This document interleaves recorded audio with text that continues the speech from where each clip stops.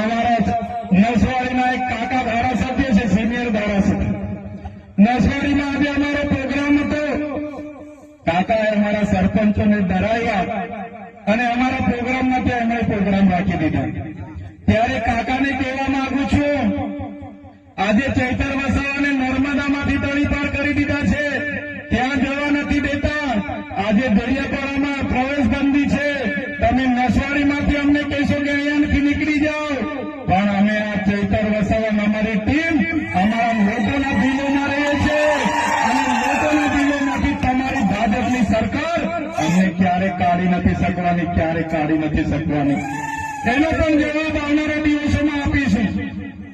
ત્યારે નવી વસાહતોના આગેવાનો મને રસ્તે મળ્યા, મારી સામે કહેતા હતા, સાહેબ અમે નર્મદાના નવી વસાહતના લોકો છે, અમે આ ધારાસભ્યના હોજે લાગ્યા, આ ભાજપના નેતાઓને માની લીધું અને આજે અમારા દીકરા દીકરી અમને ખીજવાય છે, કામ કર્યું છે.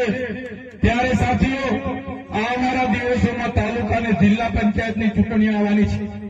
રાષ્ટ્રીય પાર્ટી છે, આમ આદમી પાર્ટીનું મંચ તમને અમે આપીએ છીએ. આપણા આજે રતનસિંહભાઈ સરપંચ, ભંગિયાભાઈ સરપંચ, નવસિંહભાઈ સરપંચ અને તમામ સરપંચો તમારી સાથે છે. કોઈને ડરવાની જરૂર નથી. તમે રાતે કહેશો, રાતે અમે આવી લોકો થઈ જઈશું. ત્યારે તમારામાંથી સારા સારા વડીલો, સારા સારા યુવાનો, સારી સારી બહેનો આવનારા દિવસોમાં ચૂંટણી લડીને નગરપાલિકા હોય કે તાલુકા પંચાયતના પ્રમુખ બનીને તમારે આવી જવાનું છે. સત્તા તમારે હાથમાં લઈ લેવાની છે. વડીલોએ કીધું તો, વાર્તાઓમાં આવતું હતું કે એક રાજા, એનો જીવ પોપટમાં હતો. એ જ પ્રકારે આ ભાજપના લોકોનો જીવ સત્તા ખુરચીમાં છે. તમે જાગી જાઓ, ખુરચી આપણે ખોચી લઈએ, સત્તા આપણે ખોચી લઈએ, એટલે આ ભાજપના રાજા ઓટોમેટિક ઘરે બેસી જવાના છે. તૈયાર છો તમે? સત્તા ખોચી લેવાની છે. તૈયાર છો બધા? જય આદિવાસી. ત્યારે આ વિસ્તારના 28 ગામના લોકોને પણ કહેવા માંગુ છું, અને બીજા વિસ્તાર હાપેશ્વર હોય, આંબાડુંગર હોય, ત્યાં વિસ્તારના અવસન પટ્ટાના લોકો હોય, તમામ લોકોને કહેવા માંગુ છું, કોઈને ડરવાની જરૂર નથી.